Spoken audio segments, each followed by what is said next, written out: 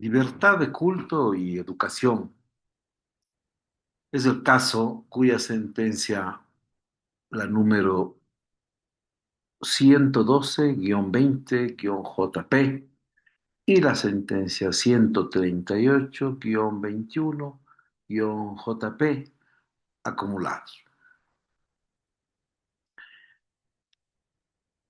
Sobre la base de estas sentencias que configuran el caso número 112-20 JP, hemos realizado el estudio del caso que aparece en esta sentencia de la Corte Constitucional del Ecuador. La Corte analiza los procesos originados en demandas de acción de protección en las que se alegaron vulneración de derechos constitucionales por la negativa por parte de universidades de adecuar horarios frente a la solicitud de los estudiantes adventistas que deben guardar el Sabbat.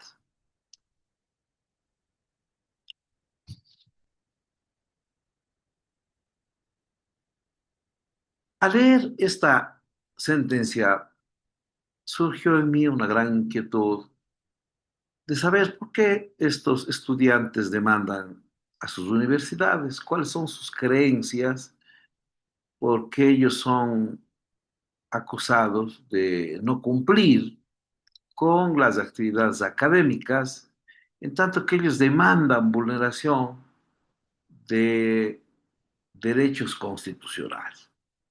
Sino un acercamiento a las creencias de los jóvenes estudiantes adventistas. Ellos, sobre todo, les distingue el día sábado, que viene a ser el Sabbat judío, que ellos no realizan actividades académicas y eso les ha traído conflictos con las universidades. Veamos cómo se desarrolla el caso. ¿Cuáles son los antecedentes? Por una parte está la señora Lisette Eloisa Carbo Mota, quien presenta una acción de protección en contra de la Universidad Laica Vicente Rocafuerte de Guayaquil en junio de 2019. La señora Eloisa, ante la negativa de la unidad judicial de garantías penales, que dicen no existir ninguna vulneración, apela en el mismo año de 2019, en noviembre, pero también le hacen saber que su acción en su acción no se observa vulneración. Entonces, la sentencia de acción de protección más adelante, en julio de 2022, ingresa a la Corte Constitucional, dice aquella, para su eventual selección y revisión. Pero aún queda un tanto archivada, diría yo, hasta que el señor estudiante Anthony Mateo Calero Carpio presenta una demanda de acción de protección en contra de la Universidad de Cuenca por el año 2020, por causas parecidas. Pero en principio, el Tribunal de Garantías Penales de la SUAY le declara sin lugar. También apela en diciembre de 2020 asimismo y luego también es declarada sin lugar hasta que, como en el caso de la señora Eloisa, por el carácter de acumulado, la sentencia de acción de protección en julio del 22 ingresa a la Corte Constitucional para su revisión. Enseguida, el doctor Enrique Herrería Bonet, juez sustanciador, aboca conocimiento del caso y dispone el trámite respectivo. Y empezaremos, pues, citar a las partes procesales, reunir todos los escritos, fijar hora, el día y todos aquellos detalles que sirven para celebrar ya el juicio. Antes de continuar con esta parte procesal, vamos a hacer la revisión de la literatura, que lo he dividido en tres partes: fundamentos jurídicos, por una parte; la segunda, que viene a acercarse a los conceptos mismos de culto y religión; y una tercera parte que tiene que ver con el derecho a la educación. En su primera parte, de fundamento jurídico, hacemos referencia sobre todo a este artículo clave, artículo 66, numeral 8 de la Constitución de la República de 2008, en donde en su parte pertinente dice: el Estado protegerá la práctica religiosa voluntaria. Mire, como aquí se le compromete al Estado a que proteja la práctica religiosa, así como la expresión de quienes no profesan religión alguna. Además, dice, favorecerá un ambiente de pluralidad y tolerancia. En esa misma línea, el artículo 18 de la Declaración Universal de los Derechos Humanos dice: toda persona tiene derecho a la libertad de pensamiento, de conciencia, de religión, etcétera, etcétera. Y podríamos hacer una referencia inclusive del siglo XVIII, en donde se parte con este gran principio en la Revolución Francesa: libertad, igualdad, fraternidad, pero el mayor de ellos, el primero, la libertad. Ya vamos a ver cómo considera este derecho constitucional nuestra Corte Constitucional.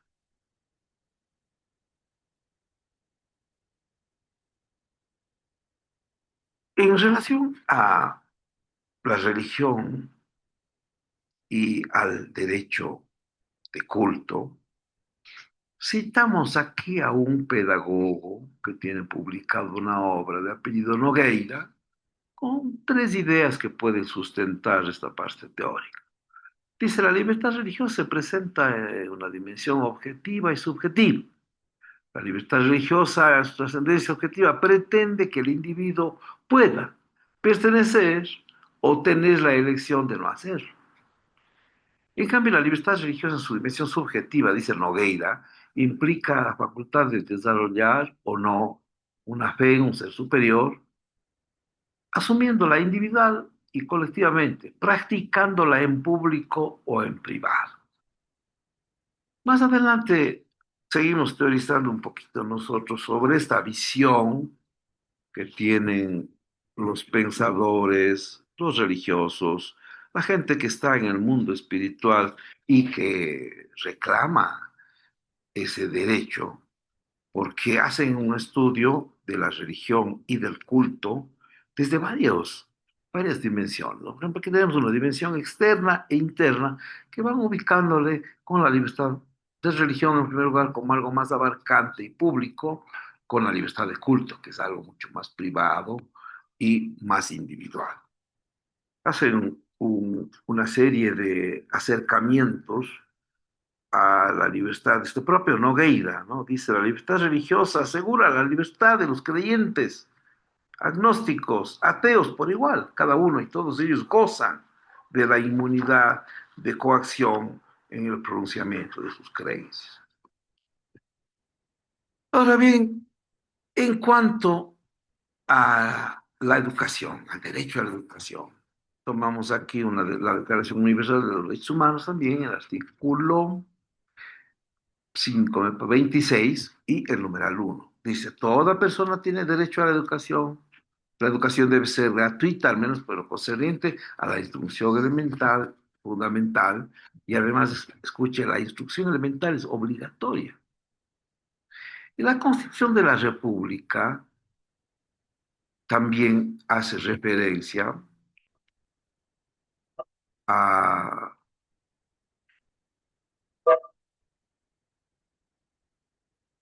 al derecho a la educación cuando dice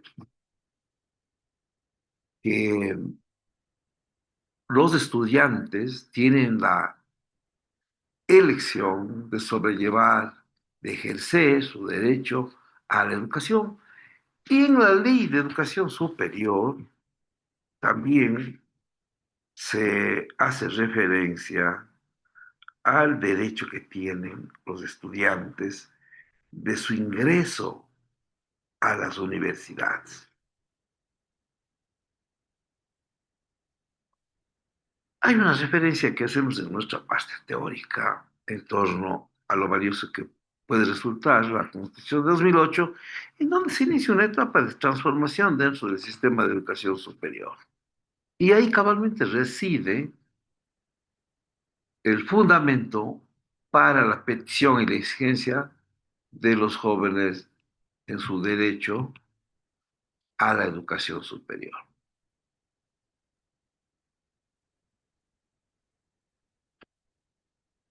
Continuando con este análisis y tomando como base una metodología que maneja la Universidad Nacional de Loja, viene en este punto la formulación de proposiciones, donde es necesario afinar un poquito la atención, la lógica, para captar cabalmente las proposiciones.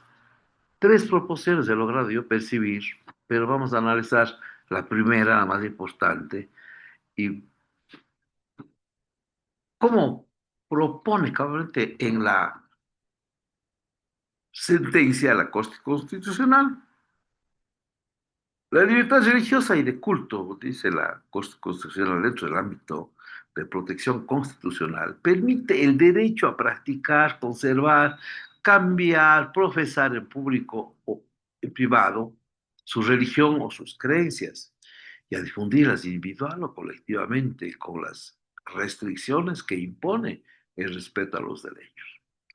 A esta proposición logran arribar los jueces de la Corte Constitucional, donde ya van dejando ver su posición en torno a esta libertad, la cual es reclamada por estos jóvenes universitarios. Creen que es un derecho fundamental. Afirman que este derecho viene dado como con natural con el ser humano. Tal es así que cuando me ha tocado a mí desarrollarlo, cuando me ha tocado interpretarlo, se nota que hay una convicción en los jueces de la Corte Constitucional de defender este derecho. Y en esta metodología sigue la discusión de resultados. Una metodología orientada por nuestro director, el doctor Manuel Uchuari, que resulta interesante, hasta distraídas en algunos momentos, a pesar de la temática un poco crucial, ¿no? Lo primero que hay que hacer, señor doctor Uchuari, hay que tratar de ubicar el hallazgo, ¿no? Tres hallazgos también tengo yo en mis escritos. Analicemos el primero, el fundamental. ¿Cuál es el hallazgo que me parece a mí que ha logrado la Corte Constitucional? La Corte resolvió declarar la vulneración de los derechos a la libertad religiosa y a la educación por parte de la Universidad Laica Vicente Rocafuerte de Guayaquil y la Universidad de Cuenca. Esta decisión obedece a la consideración de que la libertad religiosa es un derecho humano de amplio alcance, universal y profundo, como habíamos dicho ya antes. Pero este hallazgo hay que intentar en la metodología compararlo. Es posible ahí también proponer una hipótesis de trabajo para luego ir arribando a conclusiones. Es posible también allí citar a algún personaje, un pedagogo, un psicólogo, un sociólogo que pueda aportar a estos hallazgos de la Corte. Y nosotros lo hemos hecho en los siguientes términos. Tenemos una sentencia de la Corte Constitucional de Colombia, la número 373 del 2022, una análoga en donde se habla cabalmente de cómo en un determinado lugar, ¿no? Lugar educativo es más bien un lugar laboral, se notó cierta discriminación a una de las empleadas, y entonces textualmente la sentencia dice, la aproximación actual al sábado permite identificarlo como una celebración religiosa que merece protección constitucional a partir de algunas premisas que nombra aquí y logran hacer que esta persona no trabaje los sábados por sus creencias religiosas, que recupere su tiempo de trabajo y que sea tratada sin discriminación. Tenemos aquí más adelante al pedagogo Paulo Freire en su Pedagogía de la Liberación, cuya esencia nos lleva a considerar una pedagogía de la persona, que nos invita a realizar una lectura crítica del mundo y a soñar con las posibilidades de transformación en un mundo ético y profundamente solidario, diría Paulo Freire.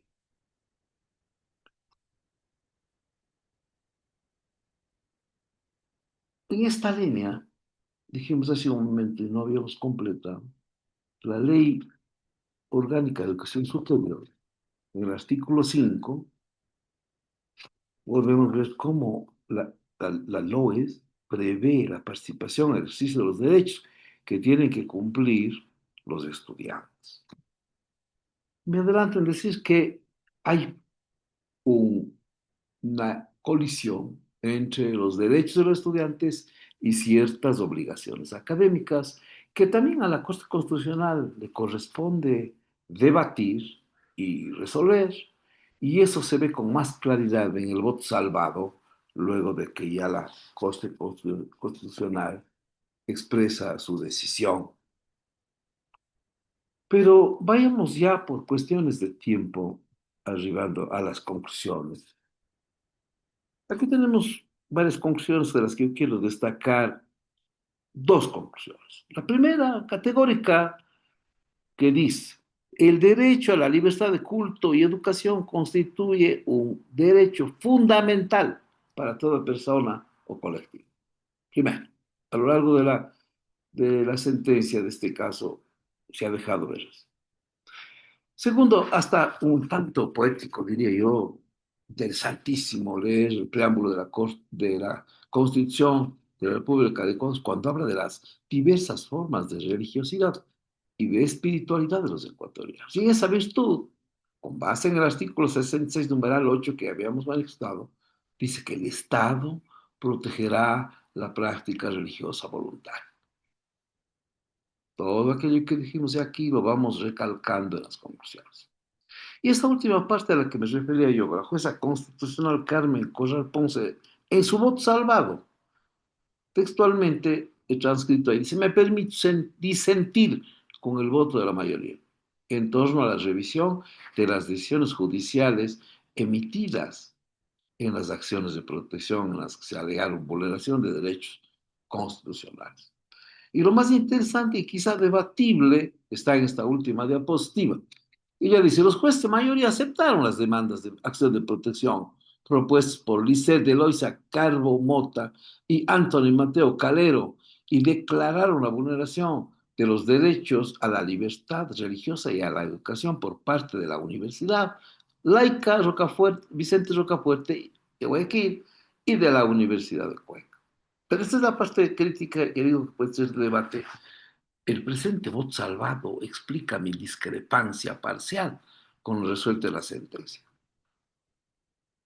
en función de lo cual la acción de protección propuesta por Anthony Mateo Calero Carpio no debía ser aceptada, con cuyo criterio yo concuerdo, en función de que yo le sugerí hace un momento, al leer toda la sentencia, parece que si bien la universidad no creó, no adecuó horarios, un poco el sábado les forzó a que trabajen, pero los estudiantes tampoco, en el caso de Anthony, me parece que también no cumple a cabalidad sus obligaciones de estudiante. Y quizá por eso la jueza dice aquello, con lo cual yo estoy también de acuerdo. Sin embargo, como hemos visto, los jóvenes en su acción de protección salió a su favor. La señora se había graduado ya, tenía algún problema de conciencia y algo de un conflicto psicológico. Entre las medidas de reparación está de que si hace falta necesario un psicólogo, había que proporcionarla. En el caso de Anthony, él estaba todavía cursando, entiendo que ahora ya se graduó, pero es una sentencia interesante como para estudiarla y que nos sirve como gran antecedente para nuevos casos que se den en nuestra justicia, en nuestra legislación ecuatoriana.